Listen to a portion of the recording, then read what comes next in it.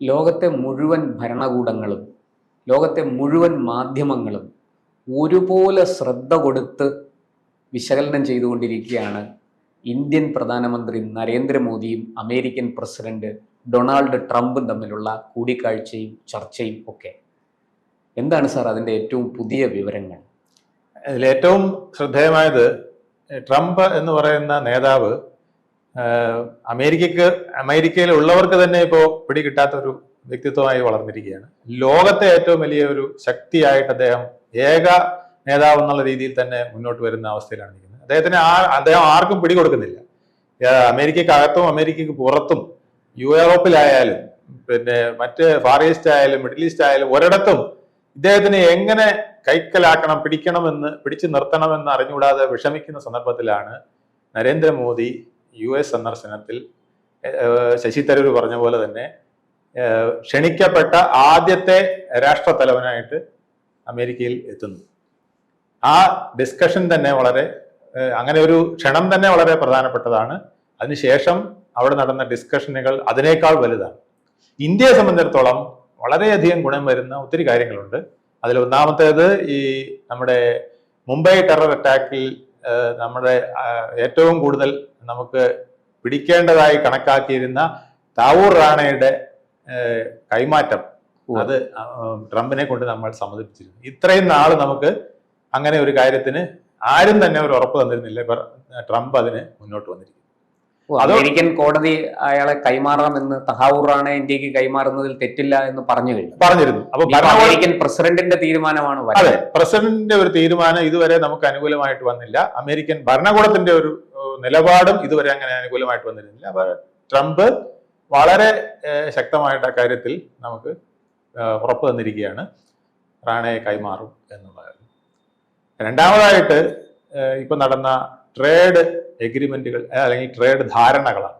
ആ ട്രേഡ് ധാരണകളിൽ നമുക്ക് ഒരിക്കലും പ്രതീക്ഷിക്കാൻ പറ്റാത്ത വിധത്തിൽ 2-3 കാര്യങ്ങൾ വന്നിട്ടുണ്ട്. ഒന്ന്, നമ്മളിൽ നിന്ന് ഉള്ള എക്സ്പോർട്ട് അവര് വളരെ അനുഭാവപൂർവ്വം പരിഗണിക്കും. പ്രത്യേകിച്ച് പെട്രോളിയം ഉൽപ്പന്നം. നമ്മളൊരു പെട്രോളിയം പ്രൊഡക്ഷൻ കൺട്രി അല്ല, എന്നാൽ പോലും നമ്മൾ പിൻവാതിൽ കൂടെ റഷ്യ മറ്റു വിധത്തിൽ നമ്മളിവിടെ ക്രൂഡ് ഓയിൽ കൊണ്ടുവന്ന് പ്രോസസ് ചെയ്ത് നമ്മൾ വിദേശത്തേക്ക് കയറ്റി അയക്കുന്ന ഒരു ടെക്നിക്ക് മോദി വളരെ വിദഗ്ധമായിട്ട് ഉക്രൈൻ വാർ മുതൽ വളർത്തിയെടുത്തു.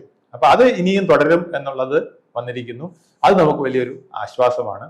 അതോടൊപ്പം തന്നെ നമ്മുടെ 2030 നമ്മുടെ ട്രേഡ് വളരെ ശക്തമാക്കി നമ്മുടെ ഇറക്കുമതികൾ വളരെ വർദ്ധിപ്പിക്കും. അങ്ങനെ കേട്ടായിരുന്നു. അതായത് 2030 ഇന്ത്യയും അമേരിക്കയും തമ്മിലുള്ള വ്യാപാരം ഇപ്പം ഉള്ളതിന്റെ ഇരട്ടിയായി വർദ്ധിപ്പിക്കും. അതാണ് ഏറ്റവും വലിയ, അത് ശശി തരൂർ എടുത്ത് പറയുകയും ചെയ്തു. അതെ, ഇരട്ടിയാകുക എന്ന് പറയുന്നത് ഇന്ത്യൻ സമ്പദ് വ്യവസ്ഥയെ എത്രത്തോളം ബൂസ്റ്റ് ചെയ്യുമെന്ന് നമുക്ക് ഊഹിക്കാവുന്നതേ ഉള്ളൂ.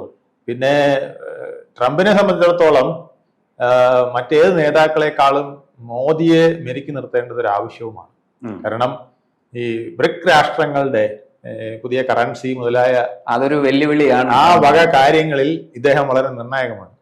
അതിൽ ഇദ്ദേഹം എടുക്കുന്ന വാക്ക് ഒരുപക്ഷെ അമേരിക്കൻ ഡോളറിന്റെ തന്നെ നിലനിൽപ്പിന് ഒരു പ്രധാനപ്പെട്ട ഘടകമാണ്. അത് പലരും ശ്രദ്ധിച്ചിട്ടില്ല എന്നെനിക്ക് തോന്നുന്നു. അത് ഏറ്റവും പ്രധാനപ്പെട്ട ഇതിലെ ഒരു അണ്ടർഗ്രൗണ്ട് ഡീൽ തന്നെ അതിനകത്ത് ഉണ്ടായിട്ടുണ്ടോ എന്ന് എനിക്ക് സംശയമുണ്ട്. കാരണം USA ഏറ്റവും കൂടുതൽ ഭയക്കുന്നത് അവരുടെ കറൻസി. ആ കറൻസി അങ്ങനെ നിന്നാൽ മാത്രമേ അവരുടെ സമ്പദ് വ്യവസ്ഥയ്ക്കും അവരുടെ മേൽഗതിക്കും അവരുടെ മേൽക്കോയ്മയ്ക്കും ഒക്കെ ലോക പോലീസ് കളിക്കാൻ പറ്റും. എല്ലാത്തിനും ലോക പോലീസ് ഉൾപ്പെടെ. കാരണം ധനമാണല്ലോ ഏറ്റവും പ്രധാനം. അത് തകർന്നാ തീർന്നു. എക്കണോമിക്കലി വളരെ ബുദ്ധിമുട്ടിലാണ് USA എന്നുള്ളത് ഒരു രഹസ്യമായ പരസ്യവുമാണ്. അപ്പൊ അതെല്ലാം മാറ്റി പിടിച്ചു നിർത്തുന്നതിനും ഇത് വളരെ ആവശ്യമാണ്. അതിന് ഒരു ബ്രിക്സ് കറൻസി വരാതെ നോക്കേണ്ടത് ട്രംപിന്റെ ആവശ്യമാണ്. എന്നാൽ ഇത് കൂടുതൽ കളിച്ചാൽ വരും എന്നുള്ള രീതിയിൽ ഇത് കൊണ്ടുപോയി കളിക്കാനുള്ള ഒരു തന്ത്രം നരേന്ദ്രമോദിക്ക് ഉണ്ട് എന്നുള്ളതാണ് എൻ്റെ വേറൊരു പ്രത്യേകത. അപ്പോൾ ഇതെല്ലാം കൂടെ ഒത്തു വായിക്കുമ്പോൾ ഈ സന്ദർശനം വളരെ വളരെ മുന്നോട്ട് പോയി, നിർണായകമാണ് എന്നുള്ളതാണ് സത്യം. പക്ഷെ അതിന് ഏറ്റവും വിഷമകരമായ കാര്യം, നമ്മുടെ പ്രധാനമന്ത്രി വിദേശത്ത് നിൽക്കുമ്പോൾ വിദേശത്തല്ല ലോകത്തെ ഏറ്റവും വലിയ ശക്തിയുമായി സംസാരിച്ചു കൊണ്ടിരിക്കുമ്പോൾ, ധാരണകൾ ഉണ്ടായിക്കൊണ്ടിരിക്കുമ്പോൾ ഇന്ത്യയുടെ പ്രതിപക്ഷ നേതാവ് ഈ മണ്ണിൽ നിന്നുകൊണ്ട് അദ്ദേഹത്തെ വിമർശിച്ചു എന്നുള്ളത് ഏറ്റവും ഖേദകരമായ ഒരു കാര്യം. ഒരിക്കലും ഉണ്ടാകാൻ പാടില്ലാത്ത നമുക്ക് ഇത് പലപ്പോഴും നമ്മൾ പറഞ്ഞിട്ടുള്ളതാണ്, നമ്മൾ തമ്മിൽ പല അഭിപ്രായ വ്യത്യാസങ്ങളും, നമ്മുടെ പൊളിറ്റിക്സ് വേറെയാണ്, നമുക്ക് ഭരണം പിടിക്കേണ്ടത് പ്രതിപക്ഷത്തിന്റെ ആവശ്യമാണ്. പക്ഷേ അന്തർദേശീയമായിട്ടുള്ള ഒരു മണ്ണിൽ നമ്മുടെ പ്രധാനമന്ത്രി ചെന്ന് ലോകത്തെ ഏറ്റവും വലിയ പവർഫുൾ ആയിട്ടുള്ള ഒരു രാജ്യത്തിന്റെ ഏറ്റവും പവർഫുൾ ആയിട്ട് ഇപ്പൊ നിൽക്കുന്ന ഒരു പ്രസിഡന്റിനോട് സംസാരിച്ചുകൊണ്ടിരിക്കുകയാണ്.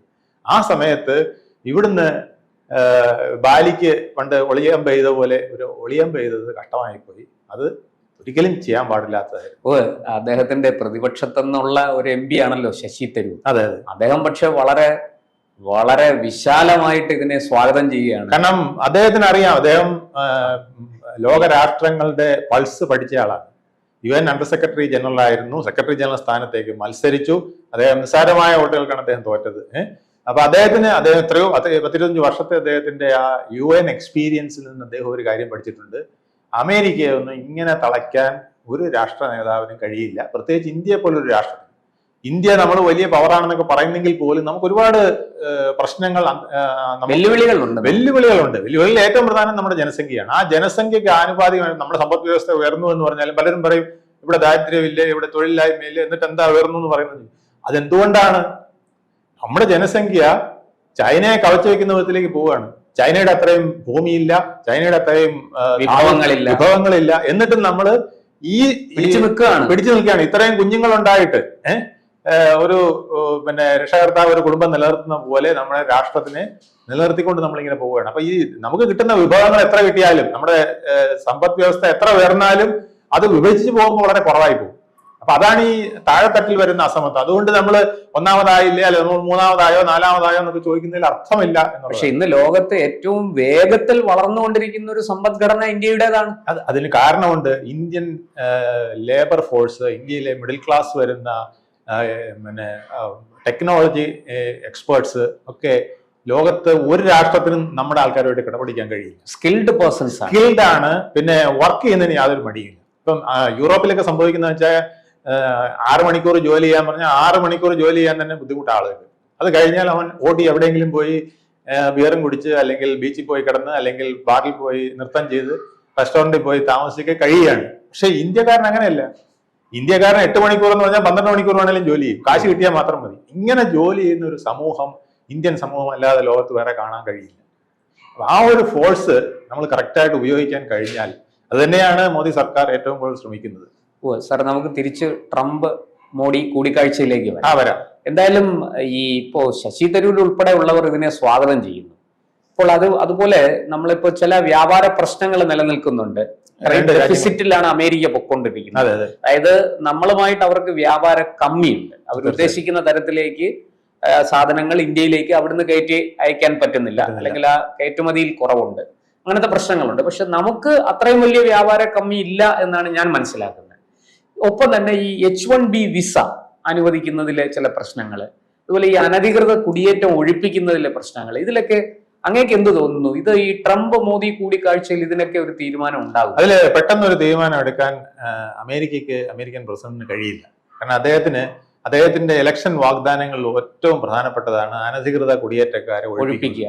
അങ്ങനെ ഒരു പോളിസി എടുക്കുമ്പോൾ പെട്ടെന്ന് ഒറ്റയടിക്ക് ഇന്ത്യക്ക് മാത്രം ഒരു എക്സംഷൻ തരാൻ ബുദ്ധിമുട്ടാണ്. പക്ഷെ അവര് കുറെ മയപ്പെട്ടിട്ടുണ്ട്. ഇപ്പോഴത്തെ ഇനി രണ്ടാമത്തെ വരവിൽ നമുക്കത് വ്യക്തമാകാൻ കഴിയും. രണ്ടാമത്തെ ടീമിനെ നമ്മളതിനെ എതിരല്ല.